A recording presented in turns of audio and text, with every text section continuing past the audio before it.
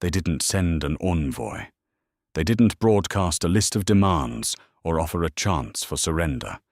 The Kel Empire simply translated 4,000 dreadnoughts into low Earth orbit, expecting a swift, glorious massacre. They thought we were divided, primitive, soft. They didn't realize that for the last 2 centuries, humanity hadn't been aiming its weapons at each other. We had been aiming them at the dark. What followed wasn't a war. It was a 20-second execution. The air in Lunar Outpost Delta tasted heavily of recycled breath, old copper, and the distinct, sour tang of burnt dust. Arthur rubbed the bridge of his nose, feeling the oily slick of unwashed skin beneath his fingertips. He had been staring at the tactical display for 11 hours. The glare of the amber telemetry lines was beginning to burn after images into his retinas, leaving floating, ghost-like streaks every time he blinked against the dry air of the command center. He shifted in his chair. The synthetic leather gave a wet, sticky tear against the fabric of his trousers. The outpost was supposed to be a state-of-the-art early warning facility, but the reality was a cramped, vibrating metal tube buried beneath 50 meters of regolith. The cooling fans for the mainframe server banks whined constantly, a high-pitched dentist drill frequency that never stopped, just occasionally changed pitch when a primary coolant pump stuttered. "Past the thermos," Arthur muttered. His voice was a dry rasp. Beside him, Gregory didn't look away from his own monitor. He just reached blindly across the scarred metal console and shoved a dented steel cylinder toward Arthur.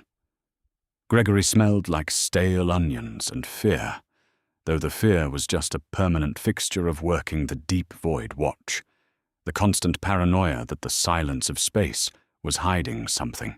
Arthur unscrewed the cap. The coffee inside was room temperature. It tasted like ash and cheap synthetic chicory, but he drank it anyway, letting the bitter liquid coat his throat. He set the thermos down. The metal clunked dully against the desk. 17 minutes until shift change, Gregory said.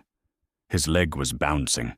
It was always bouncing, a nervous tick that sent a micro-vibration through the bolted-down floor grates, traveling straight up into Arthur's boots. "Don't remind me," Arthur said. "If Hayes is late again, I'm logging it. My back is killing me." He stretched, feeling a series of sharp pops run up his spine. There was no glory in the Orbital Defense Initiative. The recruitment vids promised the defense of the cradle of humanity, standing as the shield against the unknown. The reality was staring at deep space static, monitoring automated shipping lanes, and fighting off the crushing, mind-numbing boredom that made a man forget what sunlight felt like on his face. Earth was a brilliant blue and white marble hanging in the blackness on the main viewing port, but Arthur rarely looked at it anymore. It just reminded him of everything he was missing. Then the console clicked. It wasn't a klaxon. It wasn't the screaming siren of the war movies.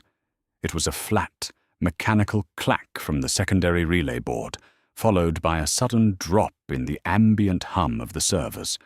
The cooling fans hitched. The lights flickered, dimming for a fraction of a second before surging back to a harsh, blinding fluorescent white. Arthur froze. The lukewarm coffee turned to lead in his stomach. "Greg?" Arthur said. His voice sounded thin, far away. "I saw it," Gregory whispered. His leg had stopped bouncing. The sudden stillness from his side of the console was somehow more terrifying than the noise. Arthur's fingers hovered over the keyboard. They were trembling. He hated himself for it. 3 years of drills, 3 years of simulating every possible disaster, and his hands felt like they belonged to someone else. He forced his fingers down, punching in the sequence for a full sensory sweep of Sector 4. The amber lines on his screen vanished. They were replaced by a solid wall of raw data. The numbers were scrolling so fast, they blurred into a solid, glowing block of yellow text. "Mass shadow," Gregory said, his voice cracking. Arthur, look at the mass shadow." Arthur dragged his eyes to the secondary monitor. Gravimetric sensors were designed to pick up the displacement of rogue asteroids or malfunctioning freighters dropping out of light speed. The baseline reading was usually a flat 0. Right now, the graph was spiking so violently it was clipping through the digital borders of the screen. "Diagnostic," Arthur said, swallowing hard. His mouth was completely devoid of saliva. "Run a diagnostic. The array is glitching. We probably caught a solar flare bouncing off the relay network." "I'm running it," Gregory snapped. His hands were flying across the board now, frantic, clumsy. His knuckles banged against the plastic casing. "It's not a flare. Radiation is baseline. No thermal blooming. Arthur, it's a translation rupture. Space-time is tearing. We're right on top of us, high orbit, between the moon and Earth." Arthur grabbed his headset, jamming it over his ears. The padded cups were cold. "Command, this is Lunar Delta. We have a massive gravimetric anomaly in Sector 4. Please confirm telemetry. Over." Static hissed in his ears. It wasn't the usual clean, white noise of an open channel. It sounded thick, heavy, like listening to a waterfall through a concrete wall. "Command, I repeat. This is Lunar Delta. Do you copy?" Nothing. The interference was absolute. Arthur looked at the main view screen. Earth still hung there, serene and silent. But the space between the outpost and the planet was beginning to warp. It didn't look like light bending. It looked like the universe itself was blistering. A massive, spherical distortion bubbled against the vacuum, reflecting the sun's light in sick, oily rainbows of purple and bruised green. The deck plates beneath Arthur's feet began to vibrate. Not a nervous tick. A deep, structural groan that made the fillings in his teeth ache. "They're coming through," Gregory whispered. He wasn't typing anymore. He was just staring at the screen, his hands falling limply to his lap. Arthur couldn't breathe. The air felt too thick. He stared at the blistering tear in space, his rational mind shutting down, leaving only a cold, primal instinct screaming at him to run. But there was nowhere to run. There was only the metal box, the failing lights, and the heavy, terrible sound of the universe ripping open. When the bubble burst, there was no flash of light. There was only a sudden, violent displacement of space that sent a physical shockwave of gravity rippling through the vacuum. Lunar Outpost Delta slammed upward. Arthur was thrown violently against the safety harness of his chair, the nylon straps biting deep into his collarbones. His teeth clicked together hard enough to chip an incisor. A sharp, coppery taste flooded his mouth. He gagged, fighting the sudden, violent surge of nausea as the station's artificial gravity fought against the tidal wave of real, localized mass that had just appeared out of nowhere. Alarms finally began to scream. They were deafening. A shrill, alternating klaxon that pierced the eardrums and vibrated in the sinus cavities. Red emergency lights strobe flashed, painting the command center in jagged, bloody intervals. Arthur coughed, spitting a mixture of saliva and blood onto his console. He wiped his mouth with the back of a trembling hand and forced his eyes to the main view screen. He stopped breathing. The space between the moon and Earth was no longer empty. It was choked with metal. They weren't ships. Not like human ships. There were no exposed thruster blocks, no brutalist armor plating, no visible radiator fins. They were sleek, organic, and vast. They looked like deep ocean predators cast in burnished, blinding gold. Some were the size of cities, sweeping, crescent-shaped dreadnoughts that caught the sunlight and threw it back like daggers. Thousands of them. The telemetry scanner in the corner of Arthur's eye was desperately trying to lock onto individual targets, the counter spinning wildly. 1,200, 2,400, 3,800, 4,102 capital ships. Arthur felt a cold, liquid dread pool in his stomach. He felt a sudden, humiliating warmth spread down his thigh as his bladder gave way. He didn't care. He didn't even register it. His brain simply could not process the scale of the threat. It was like a man standing on a beach, looking up to see a tidal wave blotting out the sun. There was no math for survival. My God, Gregory was sobbing. He was curled over his console, his hands gripping his hair, pulling at the roots. Oh my God. Oh my God. Shut up, Arthur hissed, though his own voice was shaking so badly he could barely form the words. He reached for the command console, his fingers slipping off the sweat-slicked plastic keys. Command! Command, this is Delta. Do you see this? Do you see them? The static broke. A voice came through, but it wasn't the calm, measured tone of an operator. It was chaotic. Behind the voice, Arthur could hear shouting, the screech of metal, the frantic cadence of total panic. All stations code black. Repeat, code black. We are tracking a hostile fleet. Estimate 4,000 plus. They are not responding to hails. They are charging primary weapons. God help us.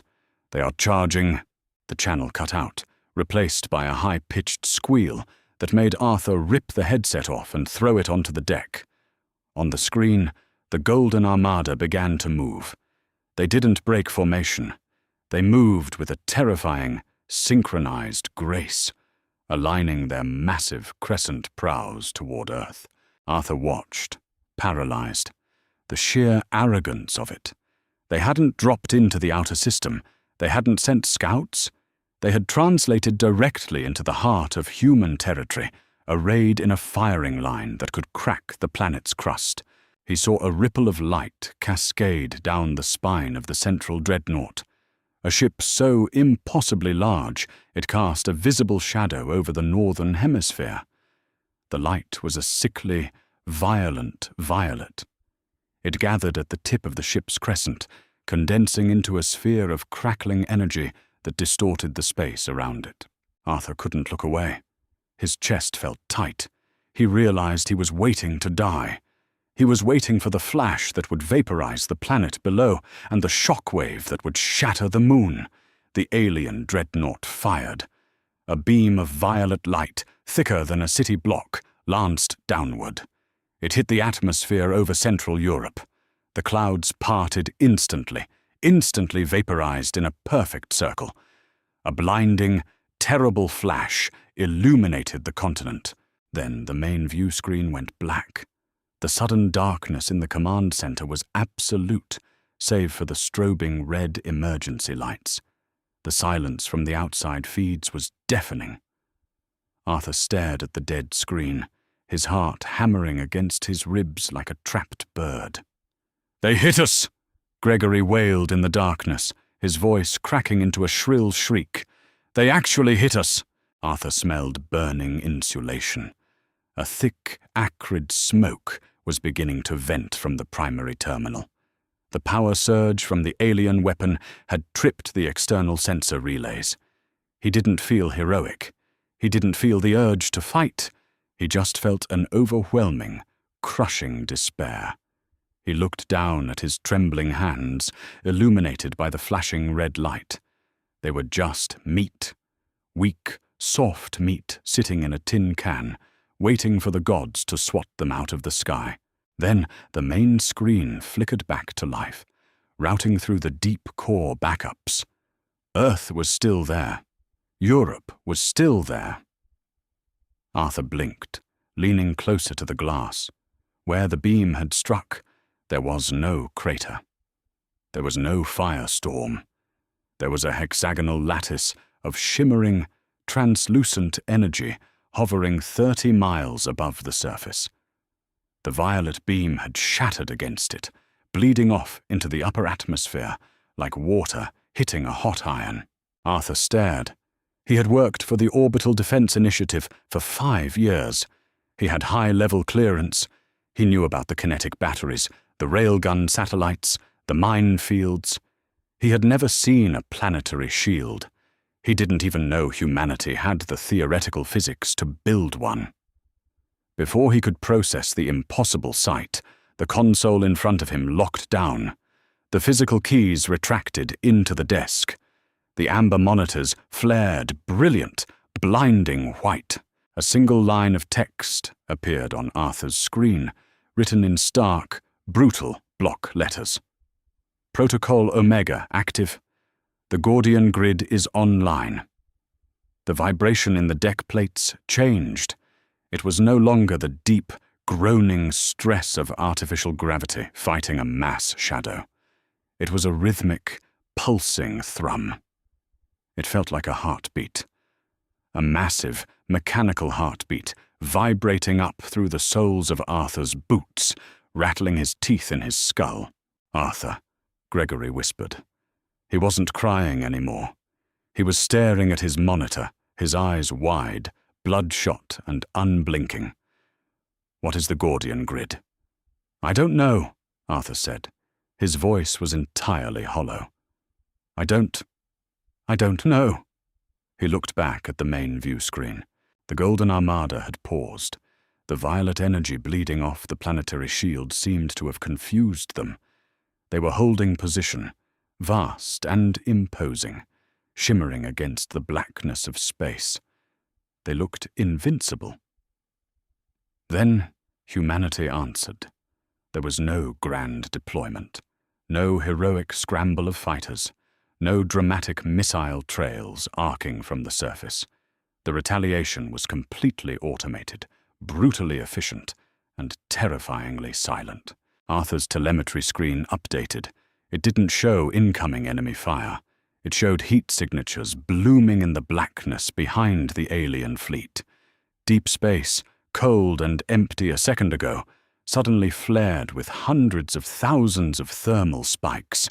Cloaked platforms, Arthur realized with a jolt of cold shock. They weren't on Earth. They were out here, surrounding them. The tactical display didn't register lasers or plasma. It registered mass drivers. A railgun slug doesn't have a beam. It doesn't glow. It is simply a slug of depleted uranium and tungsten, accelerated to a fraction of the speed of light. In a vacuum, you can't see it coming. The first volley hit the alien fleet. On the view screen, it didn't look like a battle. It looked like a magic trick. 1 second, a sweeping, golden dreadnought the size of Manhattan was sitting in formation. The next second, it simply ceased to exist. There was no explosion. The kinetic energy of the impact was so high that the armor didn't shatter. It instantly turned to liquid and vapor. A brilliant, blinding white flash occurred in total silence, and when the light faded, there was nothing left but an expanding cloud of glowing dust and a shockwave of plasma. Then, the rest of the grid fired. The silence of the command center was broken only by Arthur's ragged breathing and the harsh mechanical thud of the relays clicking over. On the screen, the Golden Armada was being erased. It was a systematic, mathematical slaughter. Relativistic kill vehicles tore through the alien formations, moving so fast they punched through 3 or 4 capital ships in a single trajectory before exiting the other side. The alien ships tried to move. They tried to scatter, but they were massive, arrogant, and slow. The human defense grid had locked onto them the microsecond they dropped out of translation. "Jesus Christ," Gregory breathed. He had pushed himself back from the console, pressing his back against the bulkhead, his arms wrapped around his knees. He looked like a terrified child. Arthur couldn't speak. He couldn't move. He watched a localized gravity shear, a weapon he didn't even know existed, activate in the center of the alien formation. Space warped inward, catching a dozen golden cruisers in a gravimetric riptide. The ships were crushed like aluminum cans, twisting and folding in on themselves with agonizing slowness before collapsing into a microscopic point of light that violently detonated. The aliens didn't fire a second shot. They couldn't. 20 seconds. That was all it took. Arthur watched the timer on the top of his screen. 20 seconds from the moment Protocol Omega activated to the moment the last thermal signature in the alien fleet went dark. Where 4,000 proud conqueror dreadnoughts had hung in space, there was now only a rapidly expanding ring of grey debris, millions of tons of shattered metal, boiling coolant, and flash-frozen organic matter drifting mindlessly in the void. The deck plates stopped vibrating. The harsh fluorescent lights flickered, stabilized, and hummed their steady, annoying tune. The cooling fans ramped back up to their dentist drill whine. The screen in front of Arthur blinked. Protocol Omega standby. Targets eliminated. Arthur sat in the silence. The smell of ozone and burnt dust was overpowering now, mixing with the sharp stench of his own sweat and urine. He felt incredibly, deeply cold. He had expected to die. He had made peace with it in those few, agonizing seconds. He had expected humanity to burn. Instead, he had just witnessed humanity exterminate a civilization's military might without a single human finger pulling a trigger. It was a machine's victory. Cold.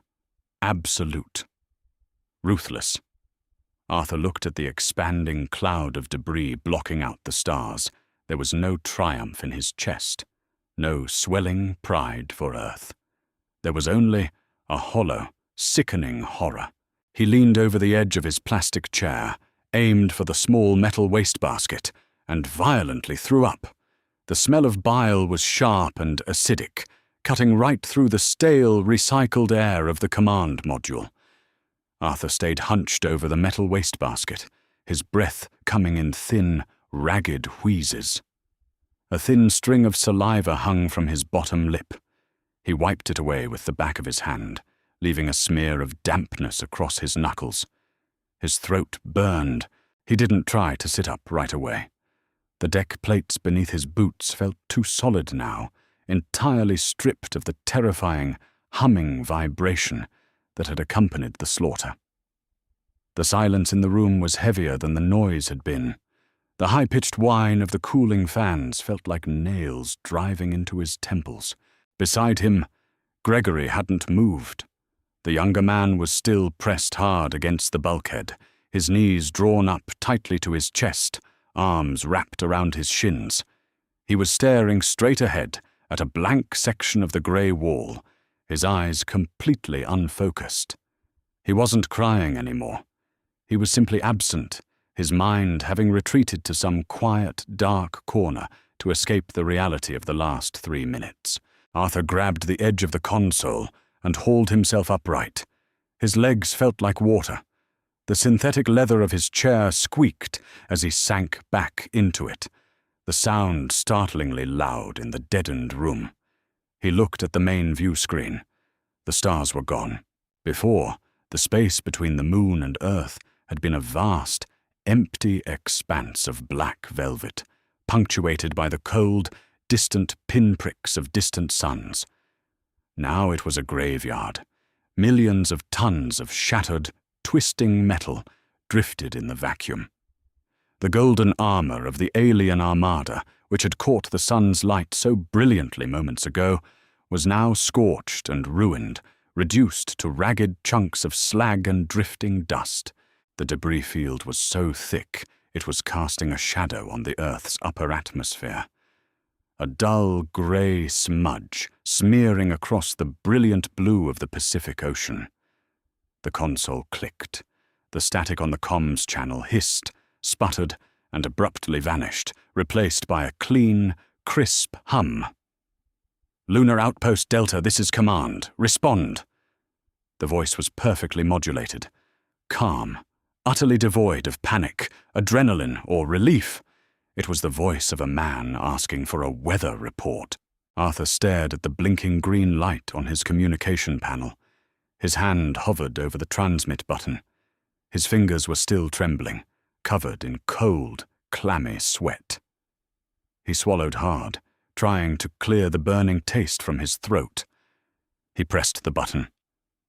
"Delta! Delta here!" Arthur rasped. He cleared his throat and tried again, forcing the words out. "We are here. Command." "What?"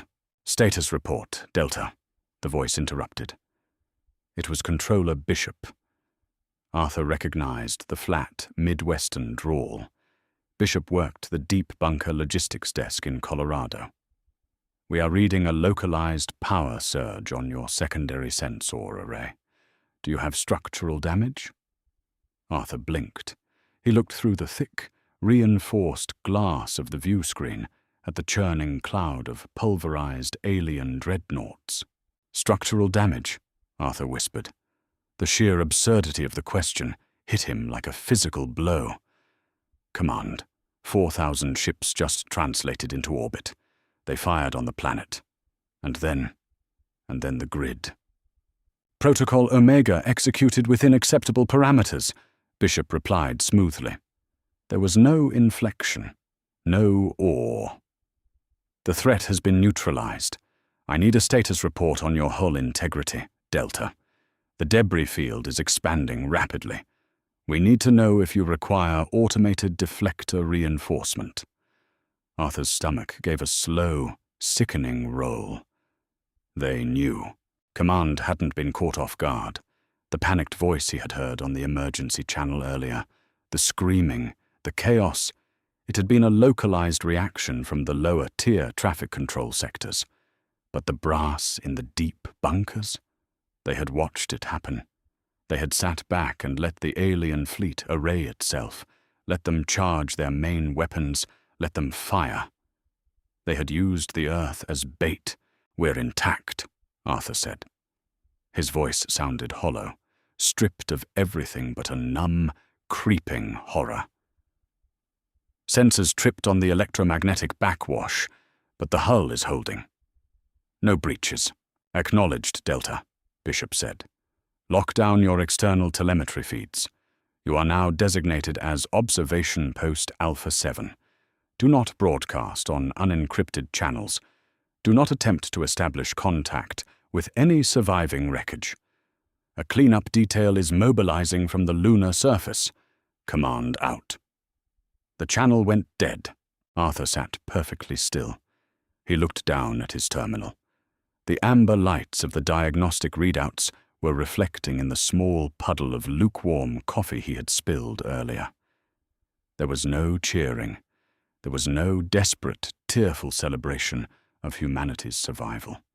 The greatest existential threat in the history of the species had just been violently erased from existence, and the only follow-up was a structural integrity check and a gag order.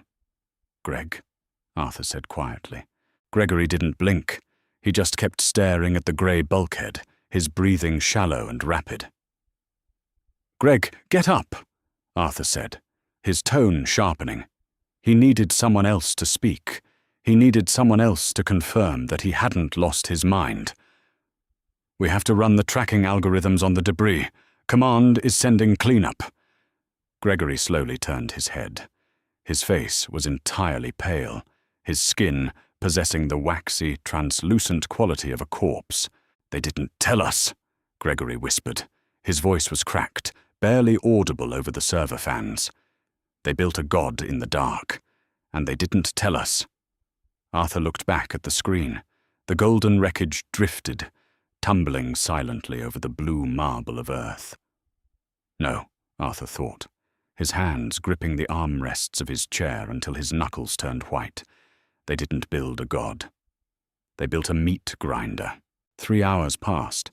The digital clock on the primary monitor flipped over to 400 standard Earth time. But time had lost all meaning inside Outpost Delta. Shift change was supposed to happen at midnight. The relief shuttle was grounded. Command had locked down all cislunar traffic until the orbital lanes were cleared. Arthur hadn't cleaned up the sick in the wastebasket. He just pushed it to the far corner of the room with his foot. The sour smell had permeated his uniform, settling deep into the fibers. He didn't care. He sat hunched over his keyboard, his eyes burning as he monitored the raw telemetry data pouring in from the expanding debris field. The Gordian grid had powered down, receding back into the shadows of the orbital void. The massive, cloaked platforms that had delivered the kinetic strike were invisible again, leaving no trace of their existence. Arthur had spent the last 2 hours trying to run a background trace on the localized gravity shears, trying to figure out where the platforms were physically located. He found nothing. The tracking codes had been wiped clean from the local servers the moment Protocol Omega stood down. Whatever the Gordian grid was, it wasn't controlled by the Orbital Defense Initiative. It bypassed them entirely. It was a black project, buried so deep under military bureaucracy that not even the men sitting in the early warning stations knew it existed. "Look at the spread," Arthur muttered, his fingers flying across the keys, isolating a cluster of radar returns. Gregory had finally moved back to his chair. Though he moved like an old man with bad joints, he stared at his own screen, watching the digital map of the debris field update in real time. "It's a complete ring," Gregory said softly. "Equatorial spread. It's moving at 7,000 meters per second. It's going to choke the orbital lanes for decades." "They don't care," Arthur said bitterly. He brought up a magnified optical feed of Sector 9. The screen filled with the image of a shattered alien hull. It was massive, even in pieces. The metal was a deep, brushed gold, scored with jagged black burn marks where the kinetic slugs had punched through. Trailing behind the wreckage was a glittering, frozen mist. Coolant, and other things. Arthur zoomed in further. He didn't want to, but a morbid, entirely human curiosity forced his hand. The optical sensors cut through the frozen mist, clarifying the image. Drifting among the twisted bulkheads were shapes. They were small, roughly human-sized, wrapped in heavy, ornate void suits that matched the golden hue of the ships. Some of the suits were intact. Most were not. The kinetic impact hadn't just shattered the ships. The resulting shockwave of localized pressure had ruptured everything organic inside them. Arthur watched a headless alien corpse tumble slowly end over end, the frozen vacuum of space having instantly crystallized the blood erupting from its neck into a macabre, trailing red ribbon. He killed the optical feed. The screen snapped back to the sterile green and amber radar map. "I thought we were the good guys," Gregory whispered. He was picking at a loose thread on his uniform sleeve, his eyes fixed firmly on the floor grates. "In the training vids, the shield of humanity, holding the line against the dark." "Propaganda," Arthur said, leaning back in his chair. The leather was cold against his sweat-dampened spine. "You don't spend trillions of dollars building an automated kill grid because you're the good guys. You build it because you're terrified, because you look at the universe and assume everything in it is exactly as violent as you are." A soft, chiming alarm broke the heavy silence. Arthur frowned, sitting forward. It was a micro-proximity alert. The outpost's short-range sensors were picking up an anomaly that didn't match the standard drift pattern of the debris. He tapped the screen, isolating the signal. "Greg, look at grid reference 44 Delta. Tell me what you see." Gregory dragged his mouse over, his eyes narrowing as he read the data. "Thermal spike. Faint. It's burning local chemical propellant. Trajectory is erratic. It's adjusting course." "It's not wreckage," Arthur said. His pulse began to quicken again, a cold thud behind his ribs. "It's a life pod," Gregory realized, his voice tightening. "It survived the initial sweep. It's using the main debris field as cover, burning thrusters in microbursts to avoid thermal detection. Arthur watched the tiny, blinking yellow dot on the screen. It was moving away from the main wreckage, vectoring downward toward the Earth's upper atmosphere. They were trying to make a blind drop. "What do we do?" Gregory asked, looking over at Arthur. His eyes were wide, pleading for instruction. "Do we log it? Do we hail them?" Arthur didn't answer right away. He thought about the golden ships. He thought about the violet beam that had cascaded against the planetary shield, a beam designed to boil continents. The beings in that pod had come to exterminate his entire species without a second thought. But looking at the tiny, desperate yellow dot on the screen, crawling through a graveyard of its own people, Arthur didn't feel vengeance. He just felt an overwhelming, crushing pity. Before Arthur could make a decision, a new alarm blared. It was harsh, metallic, and deep. The console locked down. The physical keys retracted into the desk once again, exactly as they had when the alien fleet first translated. The screens flashed brilliant white. Protocol Omega secondary sweep. Target acquired. "No," Arthur breathed. On the telemetry map, a new icon appeared. It didn't drop out of translation. It simply detached from the dark surface of the moon, accelerating with impossible, silent speed. It was a cleanup drone. But it wasn't a scavenger ship meant for hauling scrap. It was an automated interceptor. "It's hunting the pod," Gregory said, standing up, his chair scraping violently backward. "Arthur, it's hunting them. The battle is over." "The grid doesn't know what a battle is, Greg," Arthur said. He slammed his fist against the locked console, the plastic casing cracking under his knuckles. Pain flared up his forearm, but he barely registered it. "It's an algorithm. It's a pest control program. It doesn't take prisoners." They watched the screen. The interceptor drone moved with predatory, mathematical precision. It didn't need to maneuver around the wreckage. It anticipated the drift patterns, threading the needle through millions of tons of floating slag at a velocity that would have liquefied a human pilot. The life pod realized it was being hunted. The thermal spike flared violently as the pod burned its remaining fuel in a desperate, sustained burn, trying to reach the atmospheric friction of Earth. It was useless. The interceptor closed the distance in 4 seconds. There was no kinetic slug this time, no grand flash of light. The interceptor simply pulled alongside the fleeing pod and emitted a localized, high-intensity microwave burst. The thermal signature of the life pod spiked to white-hot for a fraction of a second, boiling everything inside it in a microsecond. Then, the signature went dark. The pod was still intact, continuing its trajectory, but it was nothing more than a tumbling, sterile tomb. The interceptor drone banked away, returning to its patrol route in the dark. Target eliminated. Sweep continuing. The keys popped back up from the console. Control was returned to Arthur. He stared at his hands. They were shaking again. He looked at the vast, silent Earth on the main screen. It looked so peaceful, so beautiful. "We aren't a civilization," Arthur whispered to the empty room. "We're a disease with a defense mechanism." The outpost was freezing. The environmental controls had failed an hour ago.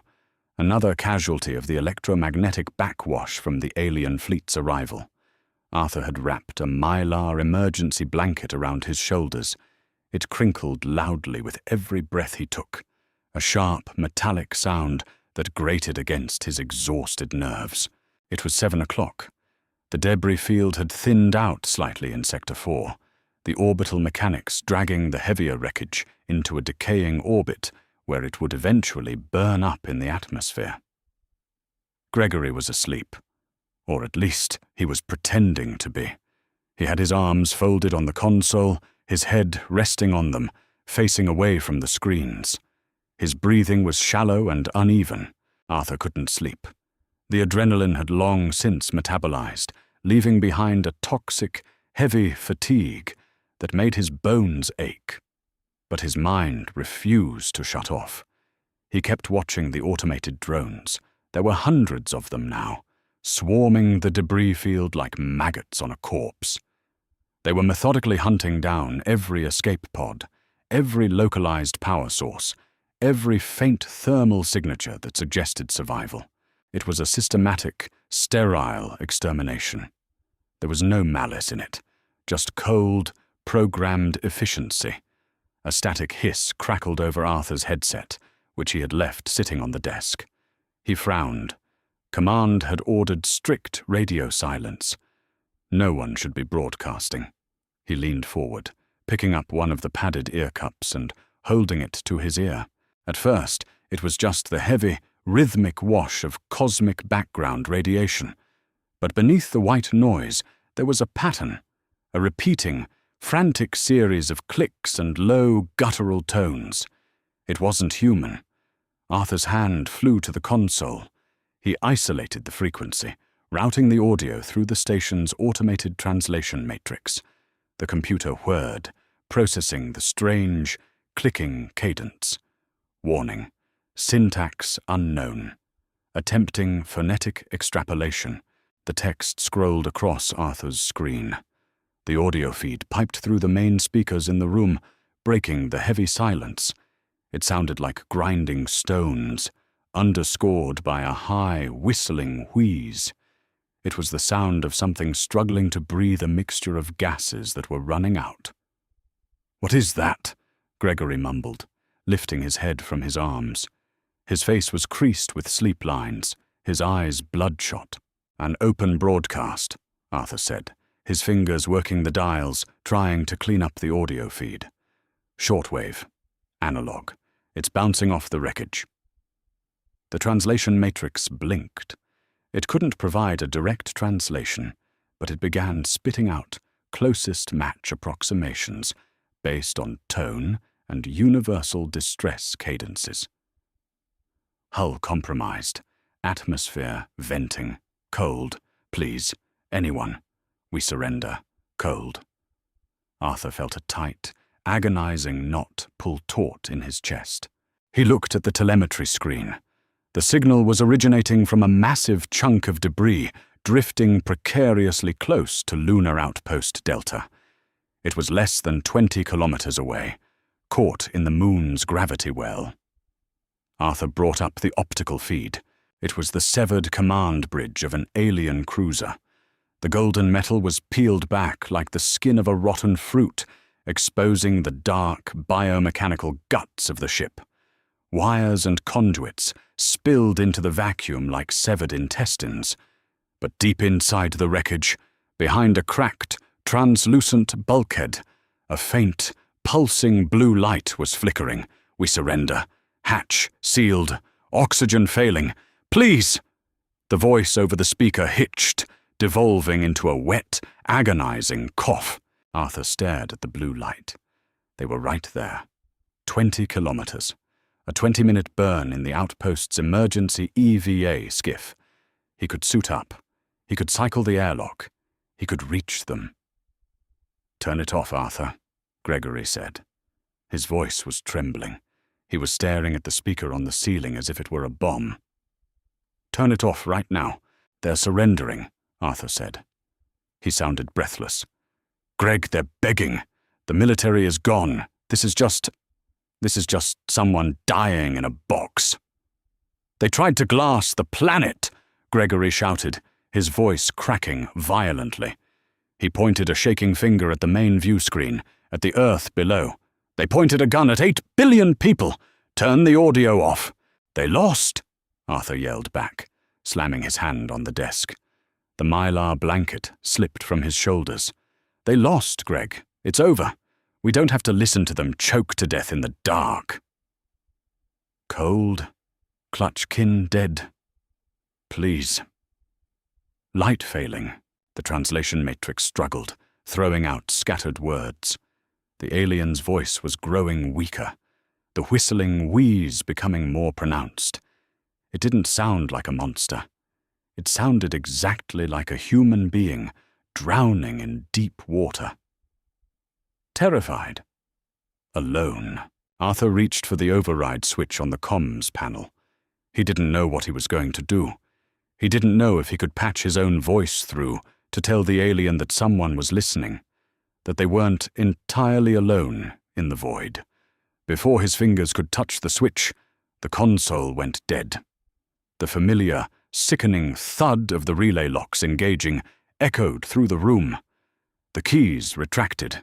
The screens flared brilliant, blinding white. Protocol Omega. Active. Threat detected in Sector 4. No, Arthur whispered, his hand hovering over the locked plastic casing. No. It's not a threat. It's just wreckage. It's just a survivor. But the grid didn't care about survivors. Out the main viewport, in the darkness between the outpost and the drifting wreckage, a distortion bloomed. It was one of the cloaked platforms, revealing itself as it charged its weapon. It didn't look like a ship. It was just a brutal, geometric shape of black metal, completely devoid of aesthetics. A floating gun barrel built by paranoid minds. The target lock laser painted the drifting alien bridge, a stark, invisible line of death. Anyone, please. The alien's voice cut out, not because the radio failed, but because the kinetic slug, moving at 0.2C, hit the wreckage. There was no explosion. The impact was too fast. The chunk of golden metal, the cracked bulkhead, the flickering blue light, and the terrified voice simply vanished, atomized into a microscopic cloud of dust that dissipated instantly into the black. The cloaked platform held its position for a single second, then warped back into the void, vanishing completely. Target eliminated. Stand by! The console unlocked. The keys popped back up. The silence in the command module was absolute. The static on the radio was gone. There was only the hum of the servers and the harsh, crinkling sound of Arthur gripping the edges of his console, his knuckles bone-white. He didn't look at Gregory. He couldn't. Arthur stared out at the cold, indifferent stars, realizing that the most terrifying thing in the universe wasn't the Golden Armada that had come to conquer them. It was the cage humanity had built to keep them out. And they were all trapped inside it. The docking clamps engaged with a heavy, concussive thud that rattled the loose panels of the ceiling. Arthur didn't jump. He was too hollowed out for adrenaline. He just stared at the main view screen, watching the grey smudge of pulverized alien dreadnoughts slowly stretch across the Earth's horizon. The environmental systems were still off. The air in the command module was freezing, tasting bitterly of old sweat, ozone, and the sharp tang of the bile Arthur had hurled into the wastebasket hours ago. Behind them, the heavy steel door of the airlock cycled. The hydraulics shrieked, a metallic grating noise that meant the primary seals hadn't been lubricated in months. Gregory finally looked up from his folded arms. His face was grey. The deep bags under his eyes looked like bruises in the harsh, strobing red emergency light. The airlock opened with a sharp hiss of pressurized equalization. 4 men stepped into the cramped command module. They weren't wearing the standard-issue blue jumpsuits of the Orbital Defense Initiative. They wore deep, matte black tactical gear, entirely devoid of unit patches or rank insignias. Their boots were heavy, mag-plated, leaving wet, dark scuff marks on the steel floor grates. They brought the smell of the outside void with them, a sterile, metallic scent like frozen iron, overlaid with the harsh, chemical sting of industrial bleach. The man in the lead unclasped his helmet and pulled it off, tucking it under his arm. He had close-cropped grey hair and a face that looked like it had been carved out of sandstone. Deep, weather-beaten lines spiderwebbed around his eyes. He didn't look at Arthur or Gregory. He looked at the consoles. "I'm Commander Donovan," the man said. His voice was a low, gravelly baritone that perfectly matched his face. He didn't ask how they were. He didn't ask what they had seen. "Stand up and step away from the terminals." Arthur's legs felt like lead, but he forced himself up. The mylar emergency blanket slipped off his shoulders, pooling on the floor with a loud, crinkling hiss.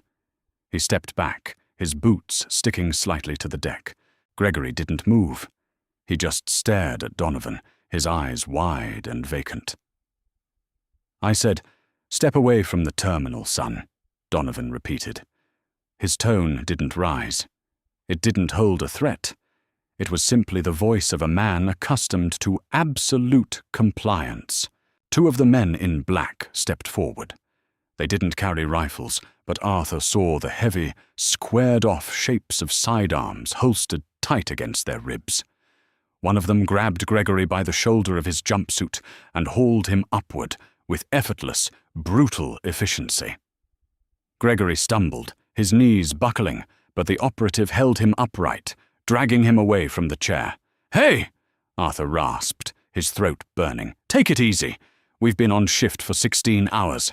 Donovan finally looked at Arthur. His eyes were the color of dirty ice. "Noted," Donovan said. He gestured to the remaining operative.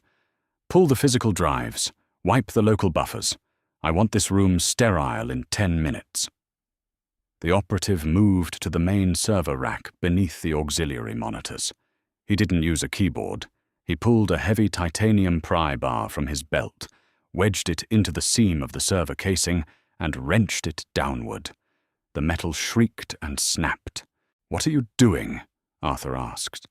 The numbness in his chest was beginning to crack, replaced by a slow, creeping anger. "Those are the black box logs. Command needs those to analyze the attack. Command has exactly what they need," Donovan said calmly. He walked over to Arthur's station. He looked at the empty, retracted keyboard slot. He looked at the puddle of spilled coffee on the plastic casing.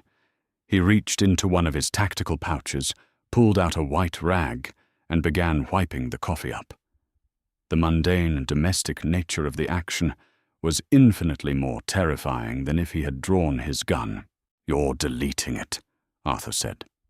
The realization hit him like a physical blow. He pointed a trembling finger at the view screen. "There are 4,000 dead ships out there. Millions of bodies.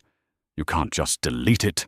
"There are no ships out there, technician," Donovan said, not looking up from the rag. "There is a severe micrometeoroid hazard in Sector 4, resulting from the catastrophic fragmentation of a rogue C-type asteroid.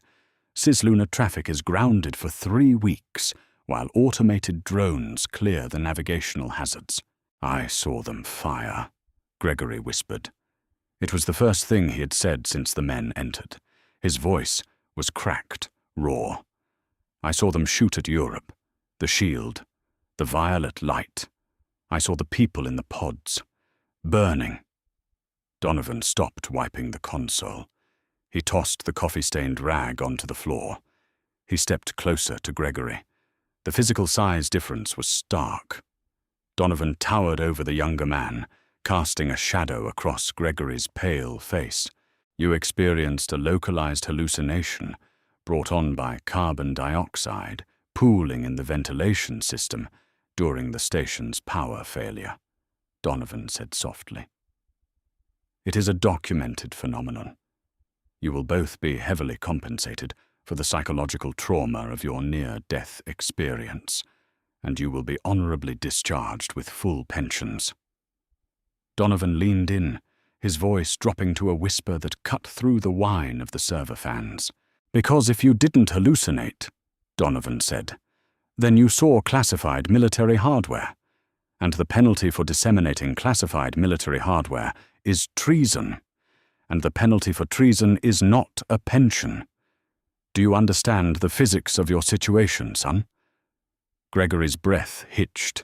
He looked at Donovan, then at the man holding his shoulder, then finally at Arthur. There was a desperate, pleading look in his eyes. He wanted Arthur to fight. He wanted Arthur to scream. Arthur looked at the floor. He looked at the scuff marks the heavy boots had made. He tasted the sour, metallic flavor of cowardice in the back of his mouth. "We understand," Arthur said, his voice entirely devoid of life. "It was an asteroid." The operative finished tearing the primary drives from the server rack. He tossed the heavy rectangular blocks of metal and silicon into a lead-lined duffel bag. The clatter was deafening in the small room. "Main drive secured. Buffers wiped," the operative reported, zipping the bag shut. "What about the physical anomaly tracking?" Donovan asked, adjusting his gloves. "Scrubbed. The system thinks it's been offline since the power surge." Donovan nodded. "Good. Re-engage the terminal locks. Give them their toys back."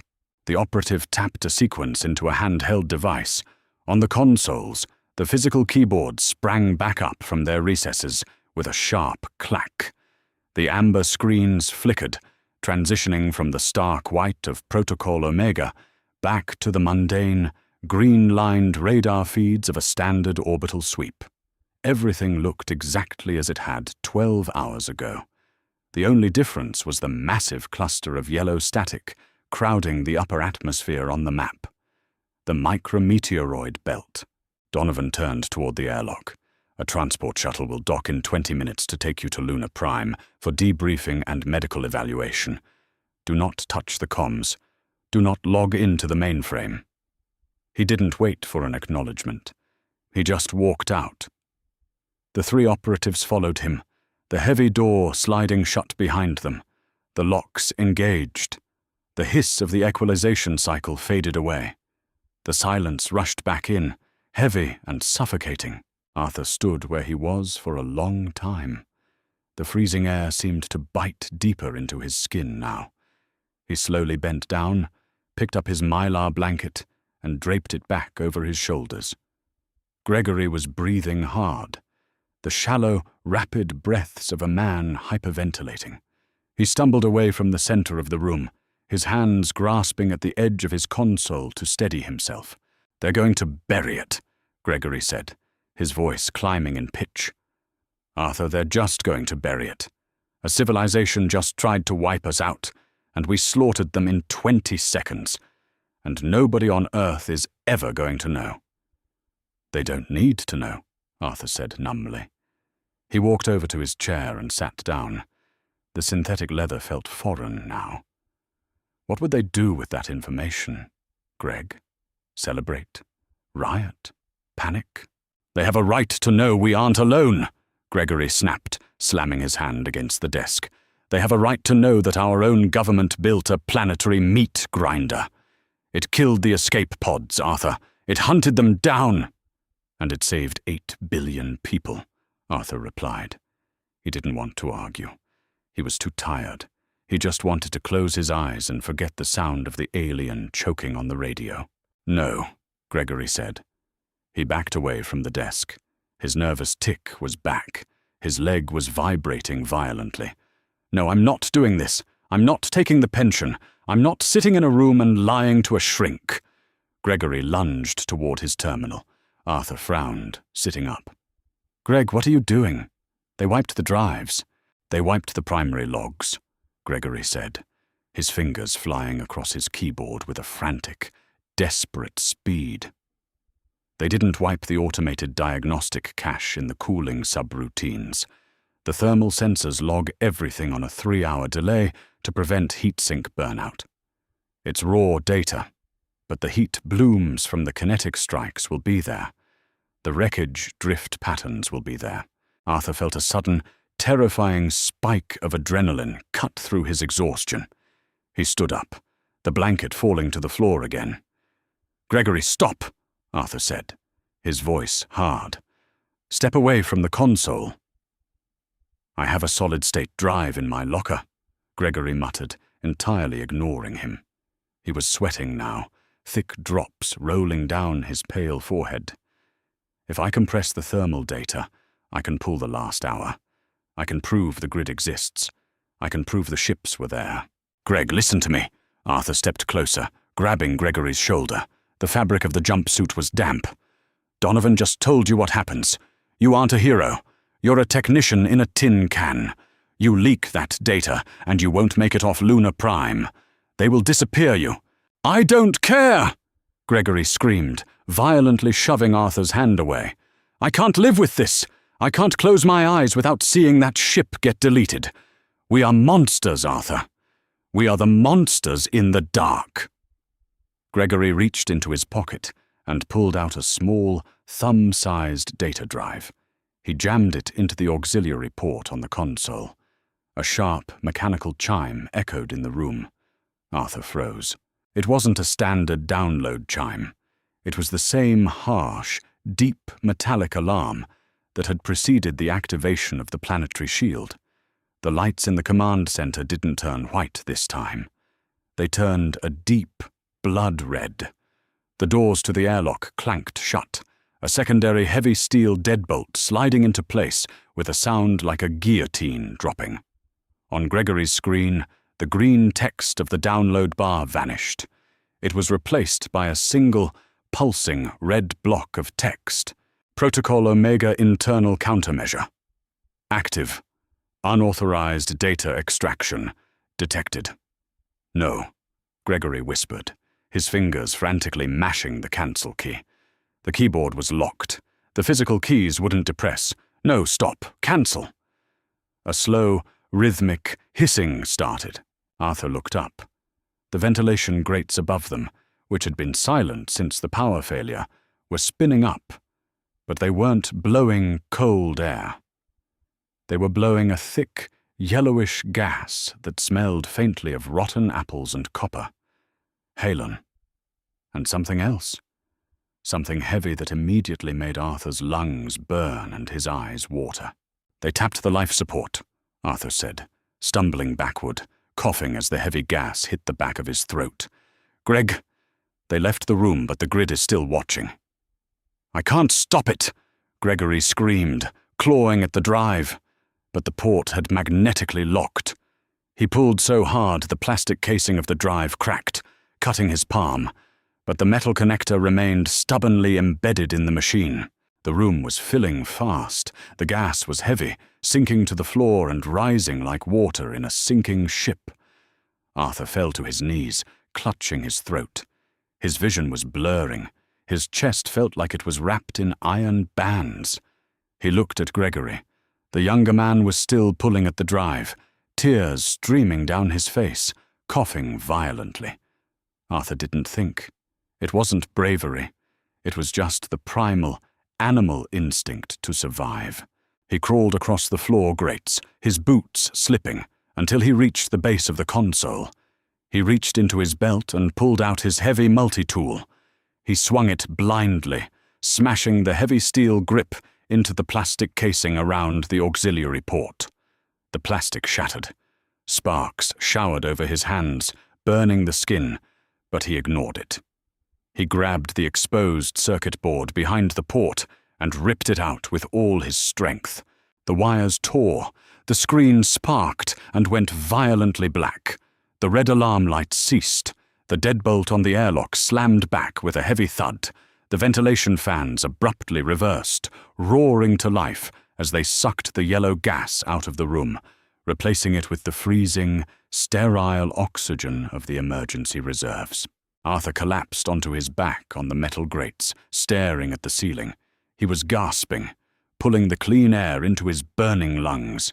His hands were shaking violently. They were bleeding from the broken plastic, but he couldn't feel the pain. Gregory was curled in a fetal position next to the chair, sobbing uncontrollably. The ruined data drive lay on the floor between them. The grid hadn't just been built to keep the aliens out. It was built to keep humanity in. It was a perfect, absolute quarantine. The machines didn't differentiate between an invading golden armada and a terrified 22-year-old technician trying to download a thermal log. A threat to the protocol was a threat to the protocol. Arthur closed his eyes.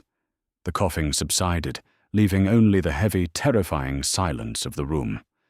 The relief shuttle arrived an hour later. Arthur and Gregory didn't speak a single word to the new crew.